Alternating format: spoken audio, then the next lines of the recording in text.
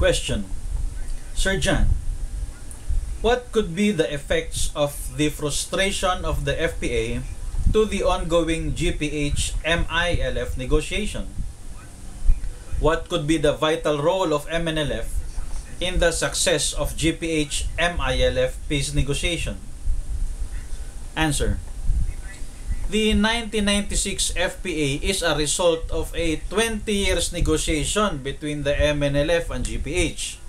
Today, 35 years after the 1976 Tripoli Agreement and 15 years after the FPA, nothing significant happened because the GPH did not implement their obligations in the agreement. Now, considering the behavioral pattern of the GPH, if MILF will have an FPA with the GPH this year, the MILF should not expect something good to happen for the next 35 years on their organization. It is better that MILF will just return to MNLF to catch up with the gains of the MNLF-GPH negotiations. The MNLF is willing to accept MILF as a prodigal son. The FPA is a big collection of obligations of the GPH. The GPH were able to accomplish some of its obligations but mostly failed.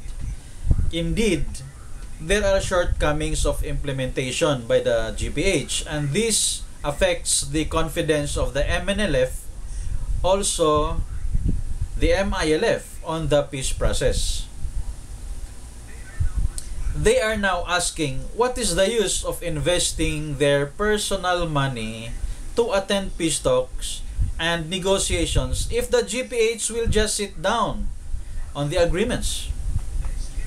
The skepticism is growing, and the only way to control this is the negotiators fund that I am proposing.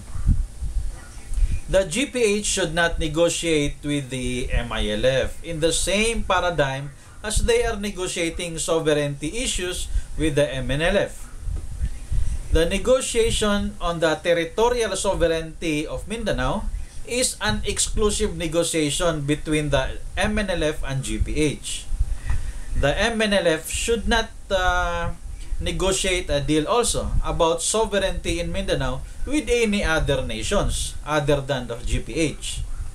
In the same manner, the GPH should not deal about the question of sovereignty in Mindanao with any other groups other than MNLF. The Organization of Islamic Cooperation, or OIC, must also have the exclusive seat to act as broker participant of the GPH-MNLF peace talks.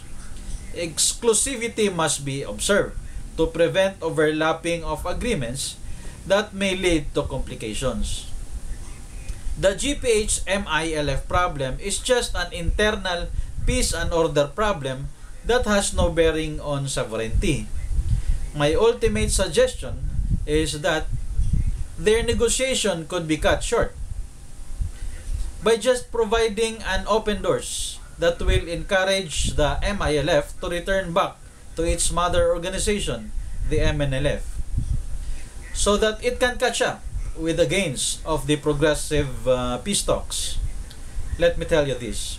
Any individual or group who separates from the MNLF becomes an agent of war.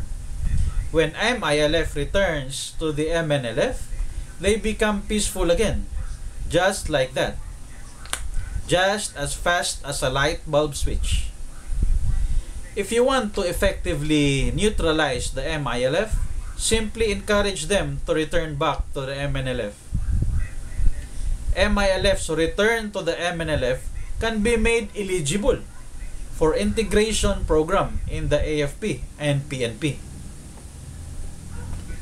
Question. Sir John, what are the impacts of solving the Mindanao conflicts on the political, economic progression of the country? How will it be possible to have a successful agreement where both parties view the agreement as fair? Answer. Philippines will never progress as long as it will hold on to Mindanao as part of its territory. Mindanao will always not progress if it will continue to rely on Philippines for scraps. Peace talk is just a temporary solution and a non-violent means to resolve the conflict in Mindanao. I personally believe that there is a greater chance of achieving political stability and economic prosperity in Mindanao as well as in Philippines when Mindanao becomes an independent nation. The Philippine government will eventually have to let go of Mindanao. The sooner the better, because this is the only best option. An independent Mindanao national government will have a better chance of success as public manager of a population of 20 million compared to a Philippine national government that manages around 100 million population.